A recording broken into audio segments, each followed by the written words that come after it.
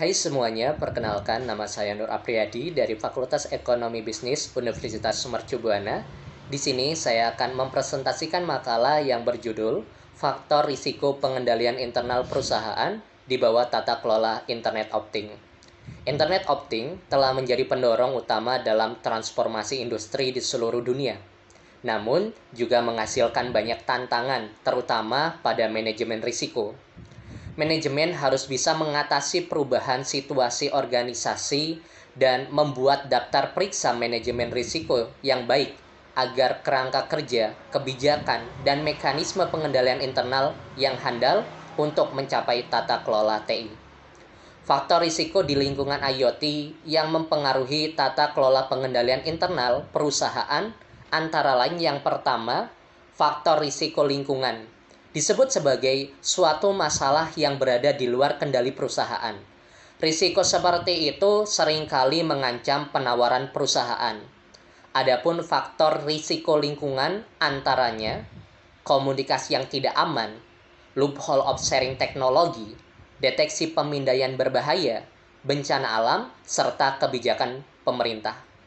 Lalu yang kedua, faktor risiko proses. Biasanya terjadi selama operasi perusahaan. Seiring berjalannya waktu dan aktivitas menjadi lebih kompleks, kejadian risiko ini secara bertahap akan meningkat. Adapun faktor risiko proses antara lain pelanggaran privasi, penyadapan pesan, penyalahgunaan rahasia, serta kurangnya integritas. Lalu yang ketiga, faktor risiko pengambilan keputusan. Pengambilan keputusan adalah tentang membuat keputusan dan memilih di antara serangkaian opsi untuk melakukan atau tidak melakukan sesuatu. Masalah tersebut terkait dengan pengumpulan informasi, pemilihan rencana, dan tindakan dalam proses pengambilan keputusan. Sumber informasi dan konfirmasi yang andal menjadi dasar penting untuk pengambilan keputusan yang andal dan selanjutnya mengurangi risiko operasional keuangan atau strategi. Pengambilan keputusan harus mengidentifikasi apakah informasi tersebut berasal dari sumber yang terkait dengan risiko internal atau eksternal, yaitu malpraktik medis, keuangan atau strategi. Memastikan keamanan fasilitas IoT dan melakukan audit dan verifikasi yang sesuai untuk menghindari dan mengurangi risiko membuat keputusan yang salah. Lalu yang keempat, risiko operasional adalah salah satu jenis bahaya yang dapat dicegah. Adapun penyebab dari risiko operasional yaitu kurangnya mekanisme tata kelola, perilaku tenan yang menyebabkan perusahaan mengalami kerugian, serta sumber daya yang tidak mencukupi. Lalu yang kelima, faktor risiko otorisasi.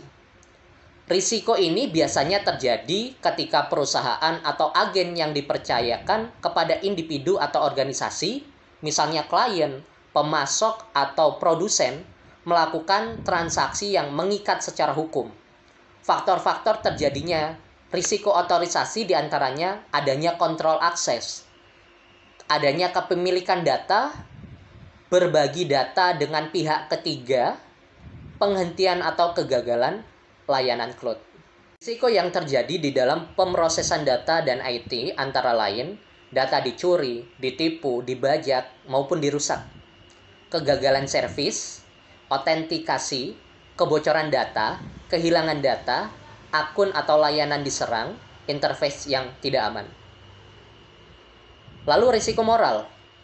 Risiko jenis ini disebabkan oleh karyawan internal yang menggunakan taktik tidak adil seperti kecurangan, penculikan, transaksi fiktif, dan manipulasi akun untuk mendapatkan keuntungan ilegal atau merugikan kepentingan pemegang saham dan investor.